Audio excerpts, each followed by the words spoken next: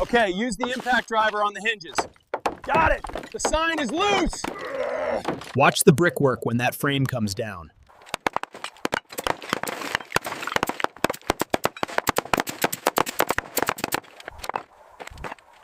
All right, watch the pressure on that section. Copy that. We need more mortar on this corner.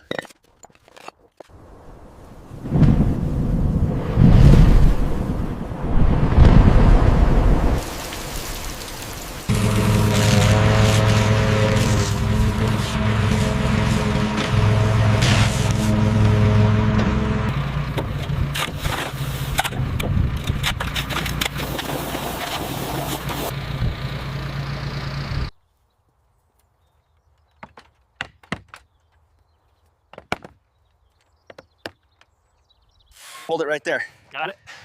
Looks good. I'm securing the top left.